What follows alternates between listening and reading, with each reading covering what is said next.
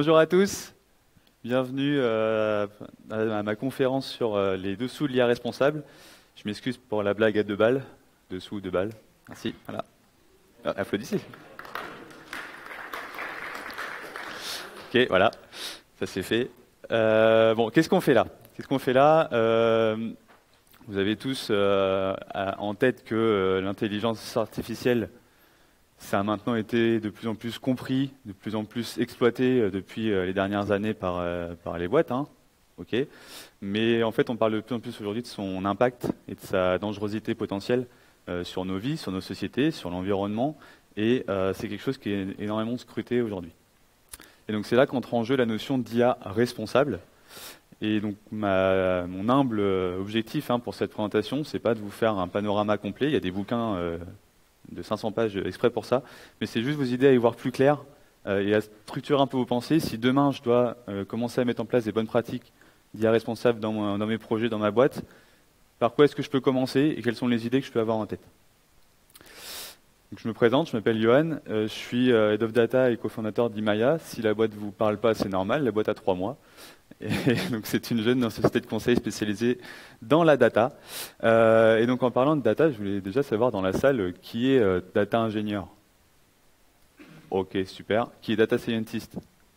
Ok, super. Qui est là parce que ça a l'air sympa? Ok. C'est bien, ça me permet de savoir si je dois adapter certains termes. Et bon, je suis content d'être là et de me sentir à peu près seul, mais il y a une ou deux mains levées, donc je suis content. Alors, déjà, quand on parle d'IA responsable, en fait, vous avez peut-être entendu parler d'autres termes. On parle de responsible AI, si on le met en anglais, explainable AI, AI fairness, ethical AI. Il y a plein de termes qui apparaissent, et je vous parle même pas aussi des sujets autour de l'impact de l'IA sur l'environnement. Ça va pas être le focus de cette presse, mais voilà, il y a énormément de termes. Même si vous commencez à regarder IA responsable sur les géants du web. Google vous dit, voilà, moi j'ai 4 piliers autour de l'IA responsable. Facebook, j'en ai 5 avec chacun 2 mots à chaque fois. Microsoft, c'est pareil. Et il y a même du coup d'autres instituts qui existent, plus indépendants, qui vous donnent des grandes guidelines sur comment on fait de l'IA responsable. Je vous passe les détails. Globalement, il y a vraiment de quoi s'y perdre, surtout quand on démarre sur le sujet, quand on commence à mettre en place des projets à base de machine learning et qu'on se pose la question, ok, tout le monde me parle qu'il faut que je fasse gaffe avec mes modèles, mais concrètement, je fais quoi? Alors, partons d'une définition hyper longue que je vais vous lire. Donc, l'intelligence artificielle responsable, ça concerne la responsabilité humaine pour le développement de systèmes intelligents selon des DD, voilà, très bien, des valeurs humaines fondamentales afin de respecter l'épanouissement et le bien-être de l'homme dans un monde durable. Vous êtes plus éclairé maintenant? Bon, en résumé, tout ce que je veux vous dire, c'est que l'IA, le machine learning, on sait que c'est un potentiel incroyable, tout le monde veut en faire, tout le monde dit que l'autre en fait, et c'est incroyable, mais ça peut être absolument dangereux si c'est mal employé. Faire de l'IA responsable, il y a 3 points que je veux vous mettre en évidence aujourd'hui. Le premier, c'est d'abord une prise de conscience des conséquences de nos choix en termes d'algorithmes et de machine learning. Le deuxième point, c'est, ok, j'ai pris conscience de tout ça, comment est-ce que j'assume et que je prends mes responsabilités en tant que développeur, en tant qu'employeur, en tant qu'entreprise, sur les choix qui sont faits. Et enfin, comment est-ce que je m'organise dans ma boîte en conséquence? Parce que en fait, là, je vais avoir de plus en plus de modèles qui vont aller en production. Je vais avoir de plus en plus de problématiques d'exposition de mes modèles à l'extérieur. Et donc, qu'est-ce que je fais par rapport à ça? Donc, ça, c'est écrit assez gros. Vous voulez que je fasse plus gros? On va commencer par la prise de conscience. Le but ici, c'est de s'assurer que les prédictions qui sont faites par mes modèles de machine learning, elles soient interprétables et qu'elles puissent nous prémunir contre nos biais et autres discriminations. L'idée, on va commencer par parler de interprétabilité et de confiance dans les prédictions de mes modèles. En fait, quand on parle il fut un temps, quand on devait faire un choix de quel modèle de machine learning je dois faire pour mon use case, on se posait la question, est-ce que je veux quelque chose de simple, une petite régression linéaire, mais où je vais pouvoir expliquer chacune des étapes à mon boss qui n'y pige rien à mon modèle, Ou est-ce que je veux quelque chose d'ultra performant à base de deep learning de malade, mais par contre c'est une grosse black box et vous n'allez rien y comprendre. En fait, ça c'était vrai il y a quelques années, aujourd'hui c'est plus vraiment le cas. Vous avez de plus en plus de modèles et de frameworks qui vous permettent de rendre les prédictions de vos modèles explicables et interprétables. Donc l'objectif que vous devez avoir en tête ici, c'est je dois faire en sorte, moi en tant qu'acteur du machine learning, de rétablir la confiance que je peux avoir dans les prédictions qui sont faites par mes modèles, de rendre ces explications compréhensibles d'un point de vue business, d'un point de vue métier. Et donc, ça répond aussi à un besoin fort de transparence de la part des utilisateurs finaux, que ce soit en interne de l'entreprise qu'à l'extérieur. Aujourd'hui, plus personne n'a envie de ne rien comprendre, d'avoir une grosse black box qui nous prédit l'avenir ou nous fait des recommandations. On a envie de savoir ce qui se passe derrière. Comment est-ce que mon fil YouTube m'a proposé telle ou telle vidéo. Donc au final, comment est-ce que je rends les choses interprétables? Vous avez deux manières de faire globalement en machine learning. Soit vous utilisez un gros modèle tout moche, tout black box, un gros truc de deep learning, et par-dessus, vous allez y mettre une surcouche qui va vous expliquer les choses, qui va essayer de décortiquer ce qui s'est passé dans votre réseau de neurones de malade. Donc vous avez deux manières de faire, soit ce qu'on appelle la local feature importance, vous avez des packages qui s'appellent Lime, Encore, un truc comme ça. Qu'est-ce qu'ils font en fait? Ils regardent, quand on regarde un modèle dans son ensemble, sur l'ensemble des données sur lesquelles il a été entraîné, c'est hyper complexe, on ne comprend pas les règles qu'il a essayé d'intuiter. Par contre, si on regarde une prédiction à l'échelle locale, mon utilisateur, il ressemble à tel et tel autre utilisateur. Et là, je commence à pouvoir savoir à quoi il ressemble et pourquoi, basé sur quelle variable, mon modèle a pu faire des prédictions. Et donc du coup, peut-être que sur cette personne-là, c'est telle ou telle variable qui a eu le plus d'impact dans ma prédiction, mais pour quelqu'un de complètement différent, je vais avoir d'autres variables parmi mon jeu de données qui ont été plus importantes. Donc l'idée, c'est j'oublie global, je commence à zoomer, et localement, je peux commencer à expliquer les choses.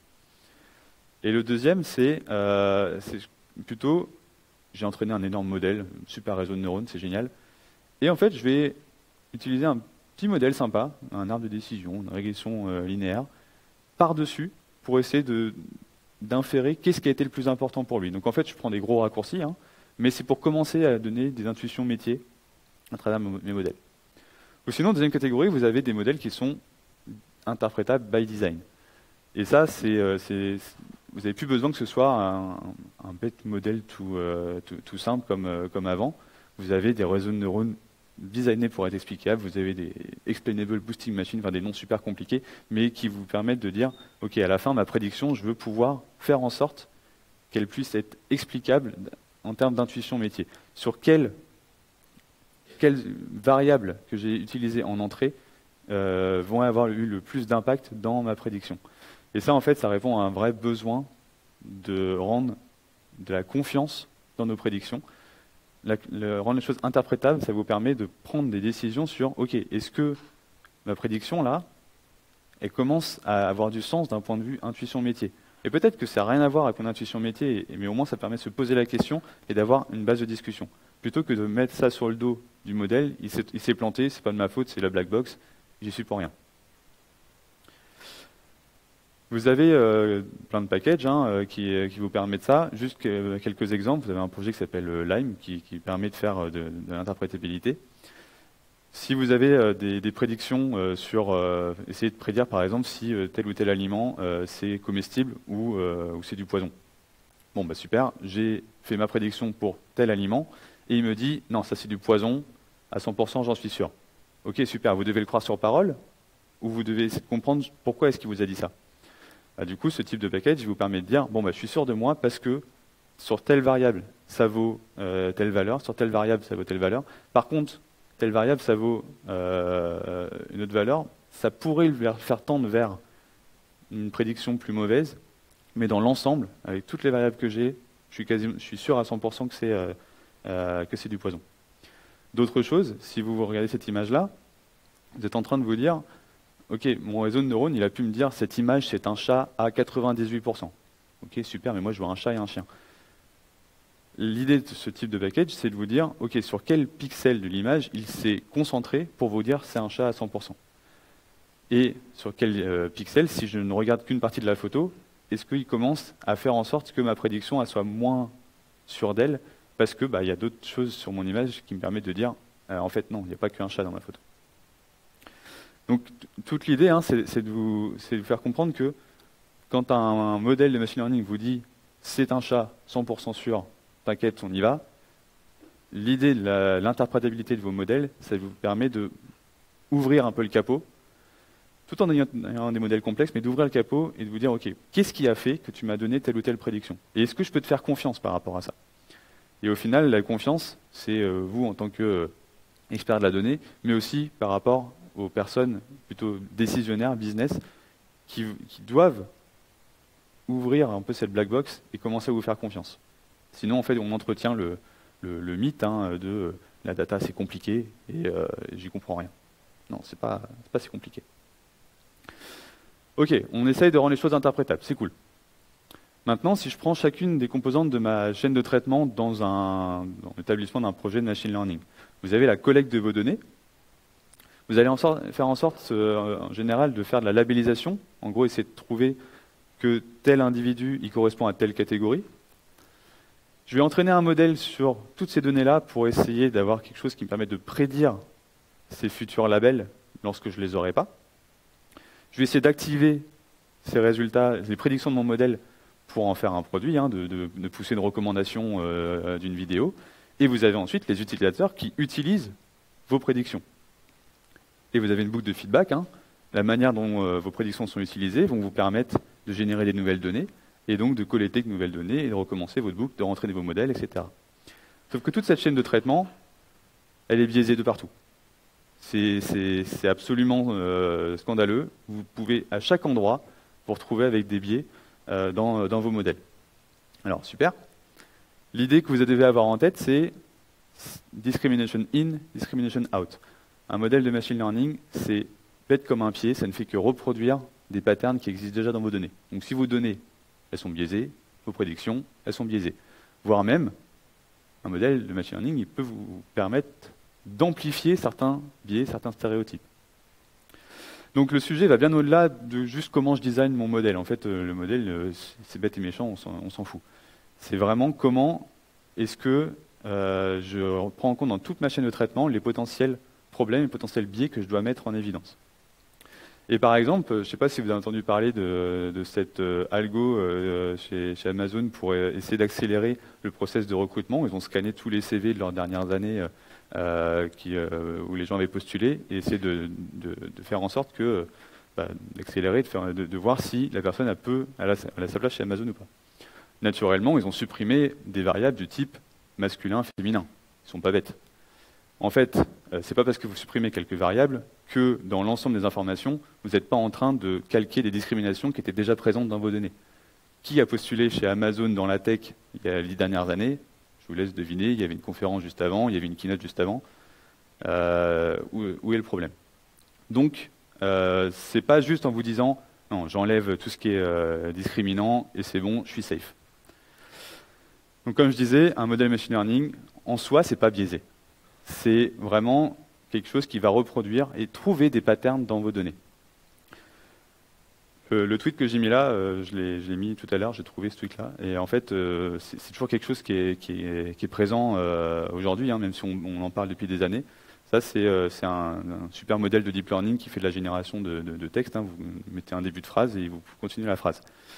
Je vous laisse lire, je ne vais pas prononcer ces mots-là. L'idée, c'est de vous dire, en fait, les données sur lesquelles j'ai été entraîné vont forcément avoir un impact prépondérant sur les prédictions que je vais faire. Donc, travailler sur vos biais, ça se fait en amont sur vos données et en aval avec des garde-fous, des analyses pour vous permettre de vous protéger contre ces biais. Et le tout, une des règles fondamentales, vous pouvez avoir tous les outils que vous voulez pour essayer de vous préconiser contre vos biais. Une vraie clé d'action, c'est d'avoir une équipe et des personnes avec des profils différents, une équipe diversifiée qui vont vous permettre de vous poser des questions, où chacun va se poser des questions différentes sur comment est-ce que mon modèle il peut discriminer quelqu'un ou quelque chose. Et en fait, c'est pas un data scientist qui fait son modèle qui va se poser la question, ok, c'est quoi les biais de mon modèle? Non, parce que lui, il a ses propres biais inconscients, et par définition, c'est inconscient. Donc, c'est avec l'ensemble des profils différents d'équipes, tech ou pas tech, de backgrounds complètement différents, que vous pouvez vous poser les questions sur à quel moment mon modèle il peut foirer quelque chose. Et il va foirer quelque chose. Et vous n'avez aucune garantie d'arriver à 0 biais. Tout ce que vous pouvez vous garantir, c'est que j'ai fait tout dans mon pouvoir pour supprimer les biais que je connais. Et plus vous avez de gens autour de la table, plus vous pouvez mettre en évidence des biais. Vous avez bien sûr quelques outils qui vous permettent de faire ça. Ça c'est plutôt a posteriori. Ça c'est dans TensorFlow par exemple, ça s'appelle Fairness Indicator. En gros, ça va décortiquer les prédictions de vos modèles sur plein de catégories. Vous avez des variables qui sont potentiellement discriminantes sur l'âge, sur le sexe, sur ce que vous voulez. Et vous regardez les performances de votre modèle et regardez si, globalement, vous êtes sur un niveau à peu près stable. S'il y a des grosses disparités, posez-vous la question de ce que je dois faire. Et le vrai travail, ça c'est plutôt des garde-fous, a posteriori. Le vrai travail, il est en amont sur la collecte et la labellisation de vos données. C'est là que vous avez les plus gros biais.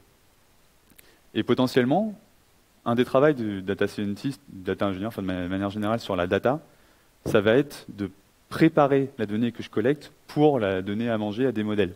Comment est-ce que je prépare cette donnée? Parfois, vous avez des choses un peu dégueulasses. Vous avez des données qui sont nulles. Vous avez des valeurs aberrantes. Donc, qu'est-ce que je fais des fois? Je les supprime. Bah oui, j'ai un nul, je ne sais pas quoi en faire. Sauf qu'en fait, si ça se trouve, ce nul-là, c'est juste une catégorie de la population qui n'a pas renseigné tel ou tel champ. Et en fait, vous êtes en train d'enlever toute une information qui est exploitable.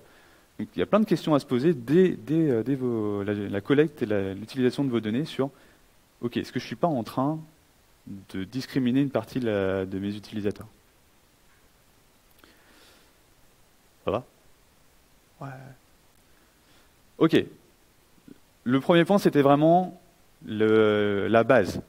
En gros, qu'est-ce que je fais pour faire en sorte d'ouvrir le capot de mon modèle et de me poser les bonnes questions sur est-ce que mes prédictions, déjà, je peux les comprendre?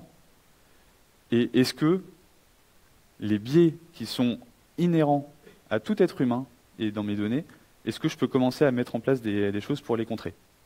Donc déjà, j'ai sensibilisé et je prends conscience. Maintenant, je peux commencer à prendre mes responsabilités et prendre enfin l'IA au sérieux en construisant des systèmes qui sont fiables. Il faut arrêter de faire des POC qui durent 6 mois et de vous dire « Ok, mon modèle, il est super, il prédit à 98%, on peut le mettre en prod ». Ça ne marche pas comme ça.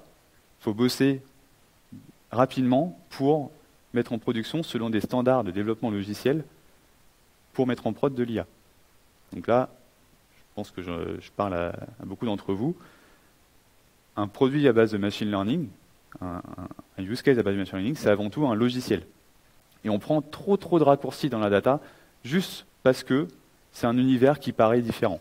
C'est un univers qui paraît compliqué. Un machine learning, data scientists, ils font leur truc dans leur coin, ça a l'air marrant. En fait, à force de vouloir mettre la data dans un univers un peu parallèle, on en oublie certaines bases du craft, du DevOps, de l'agilité, ce que vous voulez. Et en réalité, si je veux commencer à construire des produits fiables, de l'IA responsable, la responsabilité, c'est aussi de construire des choses robustes et fiables. Et ça, c'est les bonnes pratiques de dev qui sont là. Il y a un truc qui est génial, je vais vous avez entendu parler, des buzzwords de partout, le MLOps. C'est quoi le MLOps? C'est un truc complètement nouveau parce qu'on fait du machine learning? Non, c'est juste qu'en fait, à un moment, on a commencé à vouloir mettre en prod des modèles et on se dit merde, faut peut-être que je commence à monitorer les performances. Peut-être que je commence à bien versionner mon code. Peut-être que je commence à mettre en place des garde-fous si mon modèle y pète. Et là, on se dit, il n'y a pas des trucs qui existent déjà? Ah ouais, en fait, le MLOps, c'est tout simplement l'application des principes du DevOps au machine learning. Vous ne cherchez pas de définition plus compliquée. Et en fait, là où il y a une difficulté, à mon sens, c'est que vous connaissez sûrement le mur de la confusion DevOps. Dans le MLOps, vous avez en fait 2 murs. Parce que déjà, en général, les data scientists, il y a un mur avec les data ingé, quand ils ne se parlent pas, quand ils sont dans des équipes séparées. Et après, il y a les développeurs qui ont un mur avec les ops. Donc vous avez 2 murs à franchir, une double complexité. Autant vous dire que c'est pas gagné. Bien sûr qu'il y a des bonnes pratiques, il y a des frameworks qui existent, etc. Mais tout comme le DevOps n'est pas qu'une histoire d'outils, les MLOps non plus. Donc quelques enjeux tout de même techniques autour des spécificités du machine learning pour que vous en ayez conscience. Bien sûr qu'on versionne du code, mais pas que. En fait, on est obligé de versionner nos modèles et les artefacts qui est autour, et aussi les données. Il faut que je sache sur quelles données mon modèle a été entraîné, donc à quelle échelle de temps, sur quelle volumétrie, etc., pour savoir comment est-ce que je peux le réentraîner et comment est-ce que je peux monitorer ses performances. Ensuite, vous devez faire en sorte que vos expérimentations soient reproductibles. Le data scientist qui a fait son modèle sur son notebook dans son coin, qui vous a dit « T'inquiète, ça marche, allez-y, poussez-le en prod », c'est impossible de refaire la même expérimentation sans avoir des disparités dans les performances de vos modèles. Donc ça veut dire que vous devez mettre en place des bonnes pratiques, des outillages et des collaborations pour que, lorsque je commence à être sérieux sur le machine learning, tout ce que je fais doit être reproductible. Et reproductible, en effet, c'est le code que j'ai utilisé, mais aussi les données que j'ai utilisées. Si je n'ai pas ce type de métadonnées qui est stocké et versionné quelque part, je ne peux pas garantir la reproductibilité de mes modèles. Et donc je ne peux pas faire des réentraînements automatiques où je compare sérieusement les performances. Troisième enjeu, je monitore les performances de mon modèle et les données d'entrée. Globalement, il y a des concepts qui s'appellent modèle drift, data drift. L'idée, c'est quoi? C'est de vous dire qu'un modèle de machine learning, vous êtes à peu près garanti qu'à partir du moment où vous le mettez en production, quelques temps après, quelques temps peuvent être quelques secondes comme quelques semaines ou années, ces performances vont se dégrader. Pourquoi? Parce que vos données d'entrée, elles, vont changer. Les comportements de vos utilisateurs, d'il y a une semaine ou d'il y a un mois, ne sont pas forcément les mêmes que ceux qu'il y a aujourd'hui. Donc le monitoring dans le machine learning, bien sûr qu'on monitore l'ensemble des choses qu'on monitore habituellement dans le logiciel, mais on monitore en plus quelles sont les performances de mon modèle et voir comment potentiellement elles se dégradent dans le temps. Et aussi, je monitore mes données d'entrée pour voir s'il n'y a pas des changements dans les comportements de mes utilisateurs ou des pets que je n'avais pas vus ou que je n'avais pas au moment où j'ai entraîné mon modèle. L'idée, c'est de faire en sorte que vous ne soyez le plus proactif possible lorsque quelque chose va péter. Et quelque chose va péter un jour, je vous garantis. Enfin, un principe du MLOps, c'est de gérer le cycle de vie de mes modèles en production de manière générale. Donc ça inclut tout ça, hein. Mais l'idée, c'est de vous dire, c'est pas parce que je suis allé jusqu'à la mise en prod de mon modèle que c'est terminé, c'est merveilleux. La gestion du machine learning va de l'exploration de mes données jusqu'à la gestion en production, du réentraînement de mes modèles, du monitoring de ses performances, etc., etc. Donc c'est vraiment quelque chose que vous mettez déjà en place dans le monde du développement logiciel classique. C'est pas péjoratif, classique. N'oubliez pas qu'un projet de machine learning, ça reste du logiciel. Ensuite, vous avez des problèmes de sécurité dans le logiciel aussi. Et vous en avez des choses spécifiques sur l'IA. Donc, bien sûr, vous mettez en place tous les protocoles contre vos failles de sécurité classiques. Et là, vous commencez à faire attention à des gens qui peuvent commencer à manipuler vos données d'entraînement, à manipuler les prédictions et la manière dont les utilisateurs vont les employer, à des gens qui vont essayer d'extraire la logique interne du modèle ou de vos données. Lorsque vous mettez à disposition un modèle pour faire des prédictions, on peut commencer à lui balancer tout un tas de données pour voir qu'est-ce qu'il prédit et essayer de comprendre c'est quoi sa mécanique interne. Et sa mécanique interne, ça veut dire votre core business. Donc ça veut dire faire extrêmement gaffe à comment est-ce qu'on peut hacker ce modèle. Et on peut carrément mettre des chevaux de Troie dans les modèles parce que, en fait, comme j'ai dit tout à l'heure, c'est un monde nouveau, on commence, on tatillonne, et du coup, c'est la porte ouverte à toutes les failles de sécurité possibles. Je ne sais pas si vous connaissez ce type d'exemple, mais il y a des challenges de Google, ça date déjà de 2018, où on commence à se rendre compte qu'il suffit parfois juste d'ajouter un tout petit peu de bruit dans les données pour qu'un modèle qui est sûr à 100% que cette image c'est un panda, ça devient à 100% sûr c'est un gibbon. À 100%. 99,8. Et en fait, tout ce que j'ai fait, c'est d'essayer de trouver quels sont les petits pixels que je vais rajouter à mon image. À l'œil nu, on ne voit rien, pour que mon modèle, en fait, lui se plante totalement. Et c'est là que vous commencez à comprendre que dans l'intelligence artificielle, il y a vraiment le mot artificiel. Parce que là, un modèle de machine learning, l'IA de manière générale, là aujourd'hui, à ce stade, tout ce que ça fait, c'est essayer de trouver les bons patterns à partir de mes données d'entrée. Ce n'est pas exactement le même fonctionnement que votre cerveau, qui, en plus de regarder l'image, fait appel à tout un univers d'apprentissage depuis l'enfance. Un modèle, lui, il va essayer de comprendre, ok, il y a tel pixel, c'est un peu compliqué que ça, mais... Et donc, je suis sûr de moi. Et donc ça, c'est rajouter du bruit, c'est cool. Et vous avez d'autres types de hacks, hein. Il suffit que je tourne un petit peu la photo. Et juste parce que ce type de photo un peu tournée n'était pas assez présente dans mon dataset, paf, je suis sûr de moi, c'est complètement autre chose. Et des fameux concours de hot dog, pas hot dog, il suffit de trouver une image que mon réseau n'a jamais vue, et par hasard, il pense absolument que c'est un hot dog, vous êtes super content. Donc ça, c'est des exemples pour des images, c'est les plus classiques et les plus parlantes, mais lorsque vous commencez à faire du machine learning pour vos propres applications, c'est important de se poser la question, comment est-ce que mon modèle il va pouvoir être hacké? Est-ce que si je lui balance des données qui sont totalement aberrantes, comment est-ce qu'il réagit? Parce qu'au final, dans mon dataset d'entrée, qu'est-ce que j'ai fait? J'ai nettoyé mes données pour faire en sorte que ce soit beau, élégant, j'ai pas d'outlier, tout est bien.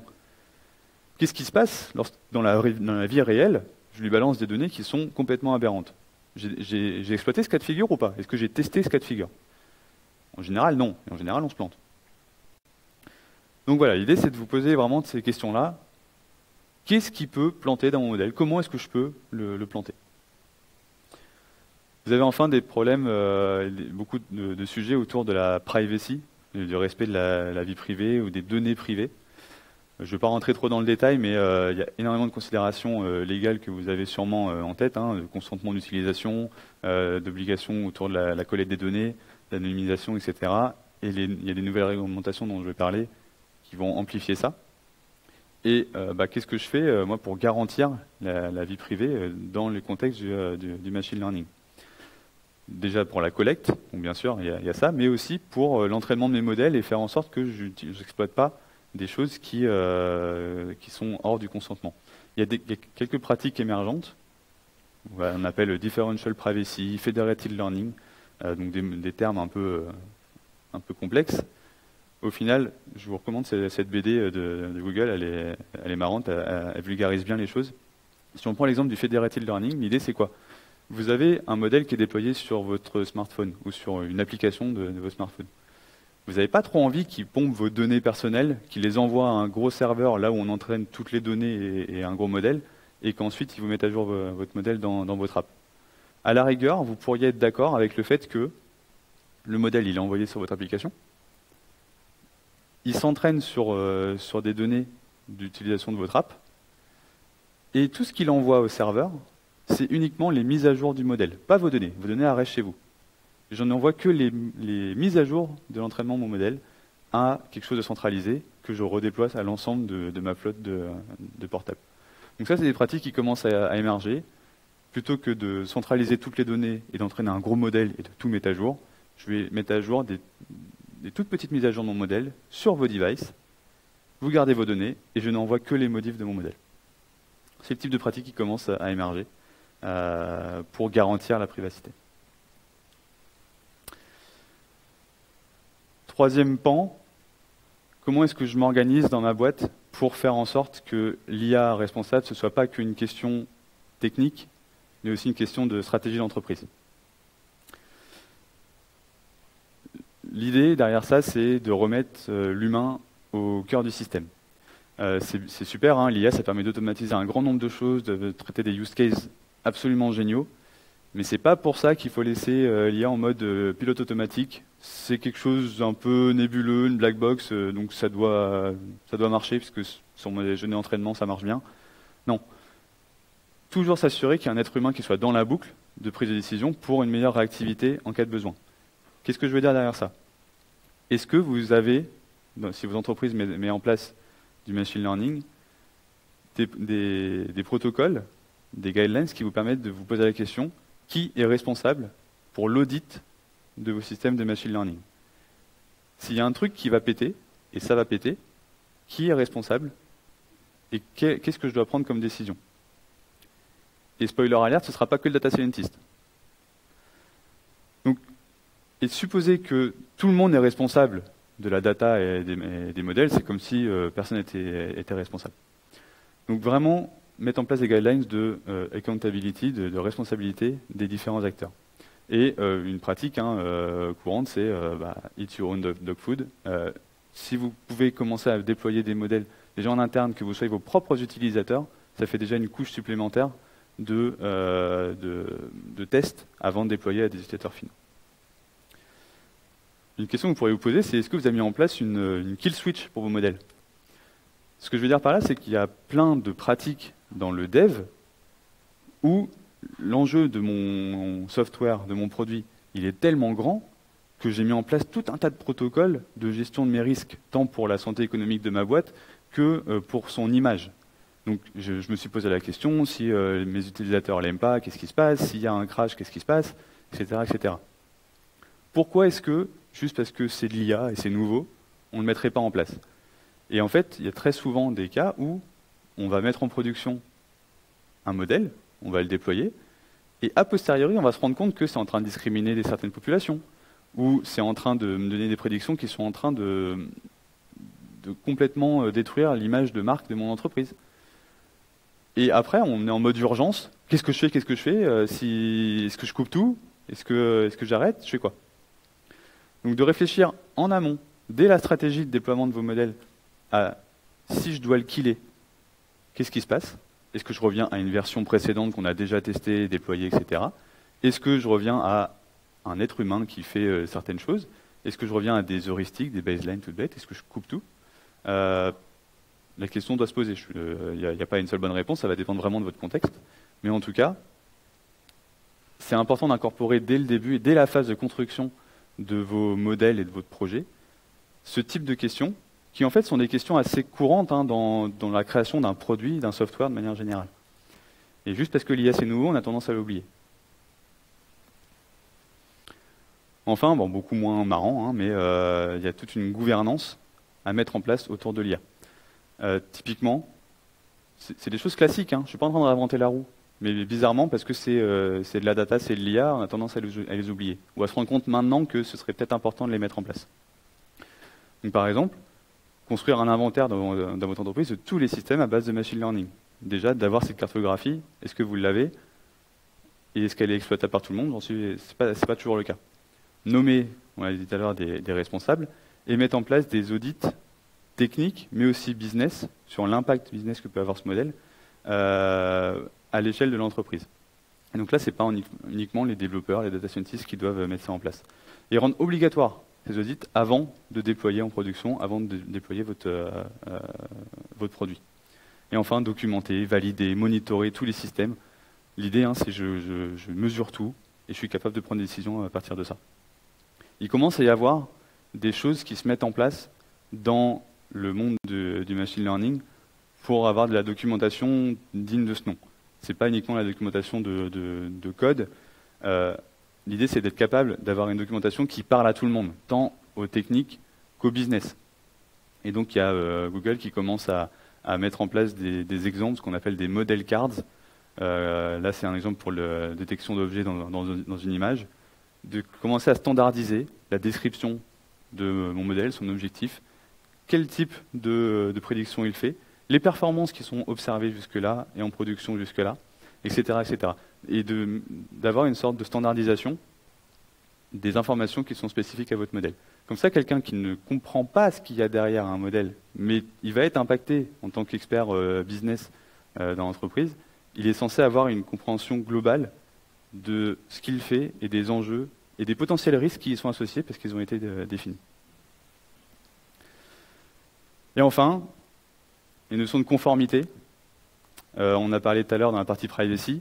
Il y a certaines régulations qui sont en place et en fait, on n'est pas au bout du chemin. Vous avez peut-être entendu parler du Digital Markets Act, Digital Service Act.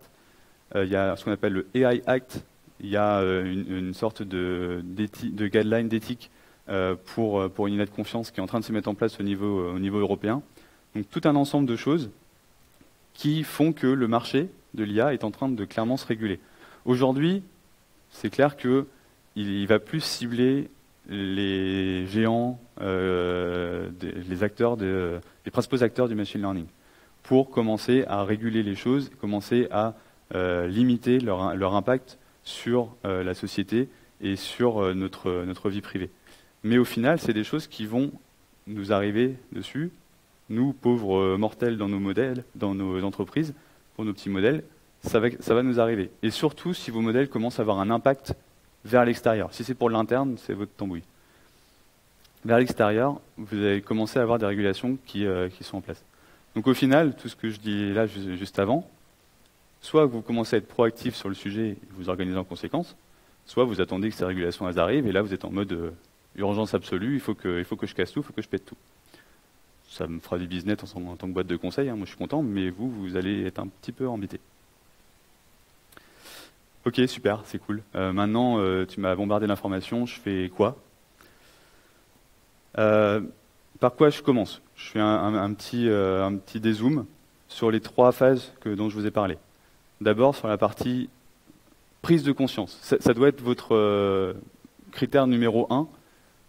Quand vous travaillez avec data scientist, quand vous êtes data scientist, quand vous êtes business, commencez à vous poser des questions sur de quel niveau d'interprétabilité j'ai besoin pour être capable de faire confiance à ce modèle.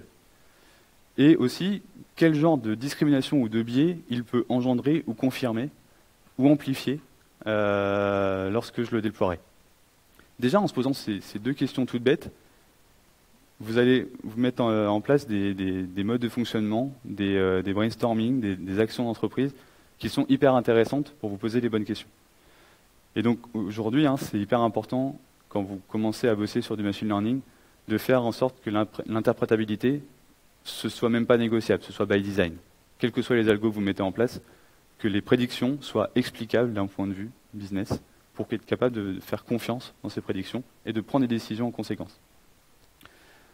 Et ensuite, tirer parti de la diversité d'une équipe pour réduire vos biais. J'en avais parlé tout à l'heure.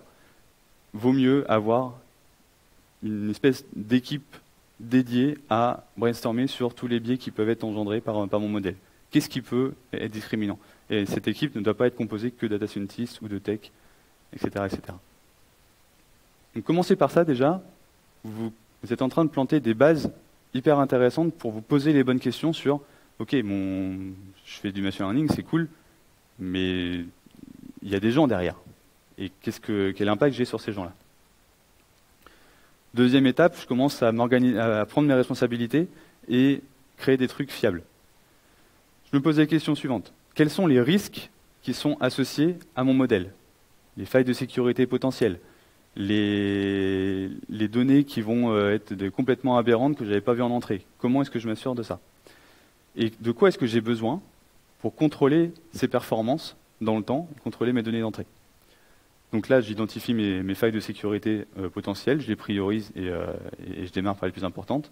Et je mets en place les débuts des principes du MLOps. Vous n'êtes pas obligé de mettre en place l'ensemble d'une plateforme dédiée à ça, mais déjà quelques bases qui sont des bases de développement logiciel sont déjà un bon point de départ. Ne pas considérer que l'IA, c'est un monde à part. Il y a des spécificités, mais derrière, c'est un logiciel. Et sur le dernier pan, comment est-ce qu'on s'organise en conséquence? Juste vous posez la question en tant qu'équipe, en tant qu'entreprise, je fais quoi si je dois arrêter brutalement mon modèle parce que je me rends compte qu'il est en train d'être hyper discriminant ou qu'il est en train de détruire mon business? Comment se fait si je dois l'arrêter du jour au lendemain? Il se passe quoi? Et quels sont les rôles et responsabilités de chacun dans la gestion de ces modèles et de leurs prédictions? Et chaque personne, quel que soit son profil, peut avoir un rôle là-dedans. Donc, on prévoit des plans de backup en cas de kill du modèle, et on met en place un début de gouvernance d'IA. Un début de gouvernance, c'est simplement déjà de se dire quels sont les rôles et responsabilités, et est-ce que j'ai une bonne documentation qui est accessible pour tout le monde. Pas besoin d'avoir un truc hyper compliqué. Je voudrais juste, parce que c'est un peu alarmant, je me dis, vous avez peut-être l'impression que faire de l'IA responsable, finalement, c'est encore plus de contraintes. C'était déjà assez compliqué comme ça de mettre en place du machine learning dans ma boîte. En fait, je veux quand même vous donner une petite touche d'espoir, c'est qu'à mon sens, l'IA responsable, ça ouvre de nouvelles opportunités dans les entreprises, parce que de mettre en place les principes dont je vous ai parlé là, ça vous oblige à prendre des décisions qui sont éclairées. Il y a des choses toutes bêtes dans la data et dans le business de manière générale. Il y a un truc qui s'appelle l'intuition métier. J'ai une intuition métier et je vais essayer de faire en sorte qu'en fouillant dans ma donnée, je vais confirmer mon intuition métier. C'est pas exactement une bonne manière de faire, d'essayer à tout prix de me dire ça fait 20 ans que je suis dans ce domaine-là, je suis sûr de moi, je vais essayer de tweaker ma donnée pour faire en sorte que mon intuition soit validée. La donnée va vous permettre de challenger votre intuition métier. Et il y a aussi. Et donc l'idée, c'est de pouvoir mettre les choses à plat, d'avoir des discussions neutres basées sur des informations objectives. Et donc nous, on est tous chargés de biais inconscients, chaque être humain, individuellement. Et l'un des avantages du machine learning, comme je disais, c'est bête et méchant, ça ne fait que reproduire des patterns. Et donc ça peut nous permettre de nous mettre face à nos propres incohérences si on le fait vraiment avec l'objectif d'ouvrir le capot et de se poser des questions sur à quel moment est-ce que je peux péter des choses ou faire en sorte que mon modèle il discrimine telle ou telle population. Et au final, ça permet une chose que je trouve importante, c'est de revenir au why. Dans quel but est-ce que je crée tel ou tel produit, tel ou tel use case, et quel sera son impact sur la société. Juste de se poser ces questions-là. Typiquement, je vous parlais tout à l'heure des biais, des discriminations potentielles. En fait, il n'y a pas une définition très claire de c'est quoi l'éthique dans la donnée, c'est quoi les biais dans la donnée. Le fait que j'attribue ou non un prêt parce que je suis de tel ou tel milieu, ou parce que je suis un homme ou une femme, là, on est à peu près tous d'accord qu'il y a un problème. Mais si mon modèle de reco, il propose un rouge à lèvres à une femme et pas à un homme, ça dépend de votre business, en fait. J'en sais rien. Peut-être que c'est un problème, peut-être que ça ne l'est pas. L'idée, c'est de vous poser les bonnes questions sur ok, je suis biaisé, c'est cool. Mon modèle, à quoi est-ce qu'il va me servir et quel est son impact potentiel sur la société? Est-ce qu'il va confirmer certaines discriminations et les amplifier, ou est-ce qu'au final, là, je sais qu'il y a des distinctions, mais je l'accepte, je les assume parce que c'est mon business. Donc en conclusion, j'espère que vous aurez compris que l'IA responsable, ça ne doit pas être réduit à juste des considérations techniques ou de la tambouille des data scientists. Chaque personne dans l'entreprise est concernée et ça nous force à nous poser des questions difficiles. Donc oui, ça rajoute des choses. Par contre, ça vous permet peut-être d'être plus robuste et plus serein dès le départ, dès la construction de vos modèles. Et donc on a tous une responsabilité, l'IA responsable, pour tendre vers un impact plus positif dans l'utilisation de l'intelligence artificielle au sens large. Je ne dis pas qu'on va tous faire du l'IA for good, etc. Des fois, on bosse pour des sujets qui sont moins connotés avec ça, mais ça nous permet de nous poser les bonnes questions sur quel est mon impact sur la société et est-ce que je suis OK avec ça? Est-ce qu'on se pose les bonnes questions? Donc il y a plein de choses qui se mettent en place. Vous avez un début de serment d'Hippocrate pour les professionnels de l'IA qui se met en place. Donc, pour globalement avoir une sorte de charte commune qui nous fait dire, voilà, en tant qu'acteur de l'IA, je suis conscient de l'impact que je peux avoir et je travaille pour que je me pose les bonnes questions. Et ensuite, j'assume. Voilà, je vous remercie.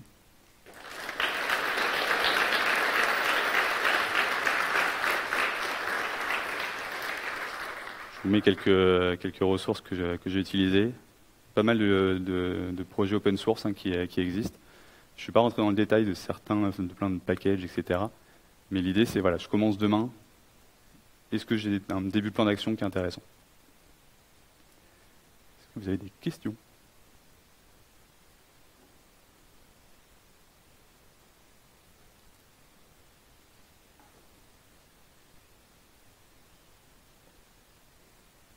Oui, ça fonctionne.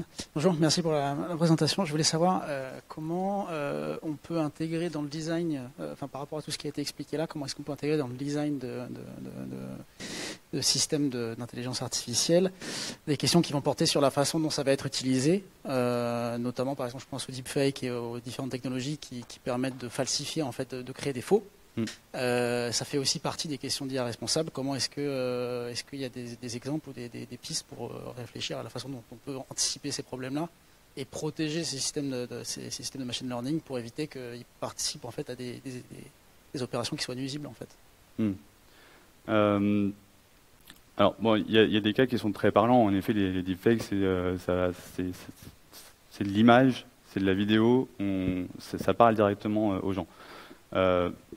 Sur l'exemple que tu donnes, moi je considère que dans les entreprises, on va dire dans 90% des use cases des entreprises, on n'en est pas à ce niveau de potentielle attaque et potentiel impact sur la société, les stéréotypes, etc. Donc ces sujets-là sont très médiatisés déjà. Bien sûr qu'il faut tenter de s'y prémunir. Mais en fait, le point, je trouve, c'est que dans nos use cases d'aujourd'hui en entreprise, on est sur des modèles plus simples, on va dire, qui ont un impact peut-être moindre. Par contre, c'est intéressant de s'inspirer de ces choses-là pour... Enfin, moi, j'aime bien proposer de mettre en place des sortes de red team. Je me mets en mode hackathon dans mon entreprise et je hack le système, je hack mon modèle. C'est juste des pratiques à mettre en place. Maintenant, sur les trends, on va dire, plus grands sur tout ce qui concerne le deep learning, les deepfakes, les sujets autour des modèles génératifs de langage, etc. Vous avez encore plein de sujets de débats sur GitHub Copilot qui a été entraîné sur des données, on ne sait pas trop quel copyright, et on peut essayer de comprendre la mécanique interne des données sur lesquelles elle a été entraînée. On peut tenter de se poser la question comment est-ce que mon modèle il va être hacké. Après là on est vraiment sur des cas de figure qui sont à grande échelle et à une échelle planétaire là. Et donc là il y a des équipes de recherche qui sont dédiées à ça pour contre-hacker ces choses-là. Il y a des challenges à l'échelle internationale qui existent.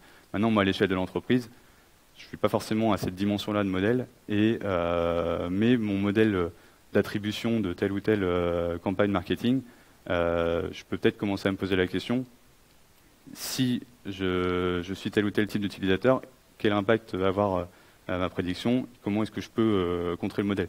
Donc, juste mettre en place des journées de red team, de hacking de vos modèles, je considère que c'est déjà un début de bonne pratique. Je suis pas sûr que ça réponde à ta question.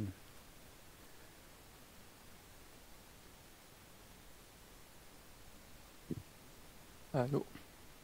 Bonjour. Du coup, au début de la présentation, tu parles tu parlais du principe que du coup, maintenant, on peut expliquer les modèles, etc., qu'on n'est plus dans les black box. Et moi, j'avais souvenir que justement, que tout ce qui était explicabilité, c'était pas encore totalement au point, c'était encore en recherche, même dans les papiers. Et du coup, est-ce que du coup, ça marche vraiment bien? Est-ce qu'on a encore des bonnes perfs, etc., avec tous ces nouveaux modèles explicables? Est-ce que les techniques du coup sont vraiment au point à ce niveau-là? Ah ouais, tu as entièrement raison. C'est un domaine qui est dans un état, l'état de l'art de la recherche avance toutes les semaines là-dessus, et il y a des nouveaux papiers de recherche qui existent tout le temps. Il y a un GitHub Awesome Explainability ou Interpretability, etc. Vous avez, je sais pas, des centaines de packages qui existent. Donc clairement, on n'est pas encore au point de se dire mon modèle de deep learning, mon réseau de neurones, il est explicable à 100%. Ce qu'il a appris, je sais exactement dire comment est-ce que ça a été fait. C'est normal même nous, en tant qu'être humain, on n'est pas toujours capable d'expliquer nos propres décisions. Par contre, ce que permettent ces outils-là, c'est de commencer à prendre certains raccourcis, à inférer certaines décisions sur comment est-ce que quelles sont probablement les variables qui ont le plus impacté ma prédiction. Ça ne veut pas dire que c'est 100% fiable, mais ça permet déjà d'ouvrir le capot et de se dire « Ah, il s'est basé là-dessus, je n'aurais pas du tout attendu là-dessus. » Ou alors, si on prend l'exemple de l'image chien-chat, il s'est basé là-dessus, c'est pour ça qu'il a prédit telle chose. Donc je trouve que ça permet de se poser des questions. Par contre, on ne peut pas considérer aujourd'hui que c'est quelque chose qui est 100% fiable. Allez-y, les yeux fermés, tel modèle il est explicable à 100%, et s'il te dit que c'est un chien parce qu'il y a telle variable qui est importante, pas forcément le croire à 100%. Par contre, ça fait déjà une base de travail, plutôt que de dire mon modèle il m'a dit 100%, t'inquiète, fais-moi confiance. Donc moi je considère que c'est une grille de lecture, une base de discussion. D'accord, merci.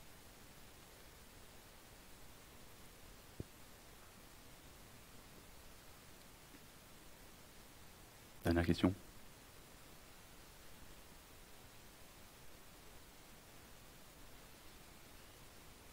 Merci. Alors c'est moins une question et plus une réflexion. Quand tu as parlé de biais et de fait qu'on ne peut pas se prémunir d'avoir exclu tous les biais, en fait ça m'a rappelé un principe du test, qui est un test qui ne te prouvera jamais l'absence de bug. Il ne fera que s'assurer que les cas auxquels tu as pensé qu'ils pouvaient mal se passer, tu les as anticipés. Et je trouve ça vachement intéressant parce que ça veut dire qu'en fait on a besoin de profils vraiment qui ont un esprit hacker pour entrer dans les dispositions de comment est-ce que comment est-ce que le modèle pourrait être pété et comment faire en sorte derrière pour le réparer. Et je pense qu'il y a pas mal de bonnes pratiques en termes de tests et de collaboration justement qui seraient attirées pour faciliter la détection des biais sur les modèles. Ouais, complètement. C'était un des grands messages que je veux faire passer, c'est qu'il y a beaucoup de choses qui sont déjà mises en place depuis des années dans le dev, dans le craft, qui devraient servir de base de travail et d'inspiration pour la data et pour le travail sur les biais notamment. Et en effet, on ne peut pas se prémunir de tous les bugs, de tous les biais, mais déjà de mettre en place des protocoles qui permettent de s'assurer qu'on prend en considération chacun de ceux qu'on a à notre connaissance. C'est déjà une bonne pratique. Et la diversité, tu parles d'esprit hacker, oui, je considère qu'en fait, que ce soit dans le dev classique, dans l'IA, la diversité des équipes, des profils, et même de personnes qui ne sont pas en train d'implémenter les modèles, c'est primordial. C'est absolument primordial pour se poser les bonnes questions et avoir des modes de pensée différents. Je vois un gros 1 qui me signifie qu'il me reste moins d'une minute. Je vais passer une dernière question, ou sinon je vous libère. Eh bien, je vous libère, je vous remercie.